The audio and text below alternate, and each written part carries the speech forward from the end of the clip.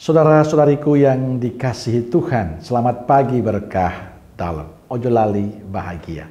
Sudahkah kita memberi senyum hari ini, Rabu 25 Januari 2023, pesta bertobatnya Santo Paulus. Mari kita awali permenungan kita hari ini dengan tanda kemenangan Kristus dalam nama Bapa dan Putra, Roh Kudus. Amin. Permenungan kita diambil dari Injil Markus bab 16 ayat 15 sampai 18.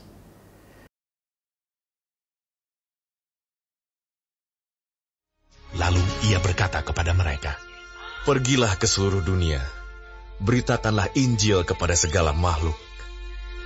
Siapa yang percaya dan dibaptis akan diselamatkan, tetapi siapa yang tidak percaya akan dihukum. Tanda-tanda ini akan menyertai orang-orang yang percaya. Mereka akan mengusir setan-setan demi namaku.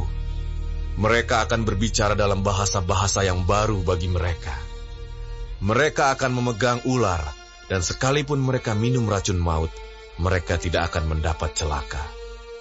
Mereka akan meletakkan tangannya atas orang sakit, dan orang itu akan sembuh." Saudara yang dikasihi Tuhan, hari ini gereja merayakan pesta pertobatan Santo Paulus, Rasul. Pertobatan Paulus terjadi pertama-tama karena anugerah Tuhan. Ketika sedang perjalanan menuju Damsyik untuk mengejar, menangkap, membunuh jemaat Kristiani, secara tiba-tiba Saulus mengalami penampakan Tuhan yang mulia. Perjumpaan dengan Kristus itu kemudian mengubah orientasi hidupnya dari seorang pembelot menjadi pembela iman akan Kristus, dari seorang pengejar dan pembunuh menjadi pengajar dan pembina jemaat.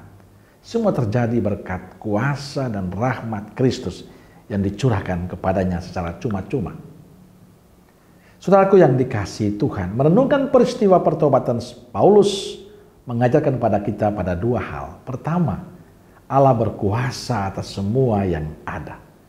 Kuasa itu nampak terjadi dalam diri Paulus, seorang yang sangat membenci Kristus, seorang yang murtad tapi disapa oleh Allah, dirubah oleh Allah menjadi seorang yang benar, seorang yang sangat mencintai Kristus. Kedua, perjumpaan dengan Kristus mengubah hidupnya menjadi pewarta kabar baik.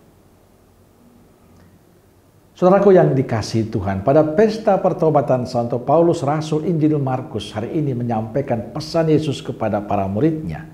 Pergilah ke seluruh dunia dan beritakanlah Injil kepada segala makhluk.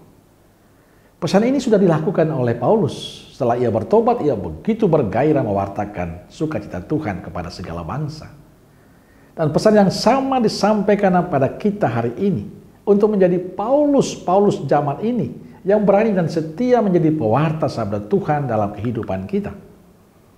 Kita diutus untuk pergi ke komunitas kita, ke tengah keluarga kita, ke tempat kerja kita, ke tengah masyarakat kita, untuk mewartakan sukacita Tuhan dengan cara hidup dan sikap hidup kita yang baik dan benar.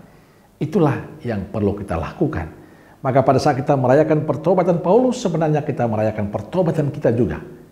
Dari kemalasan kita, dari keanggaran kita untuk menjadi saksi Kristus, menjadi pribadi-pribadi yang mau bertobat dan mewujudkan harapan Allah untuk mewartakan Injil Tuhan kemanapun kita berada.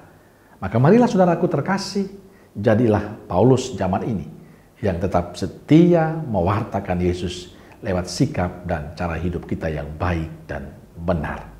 Amin. Semoga Allah yang Maha Kasih memberkati saudaraku sekalian, Bapa, Putra, dan Roh Kudus. Amin. Keluarga Kudus Nazaret, doakanlah kami. Amin.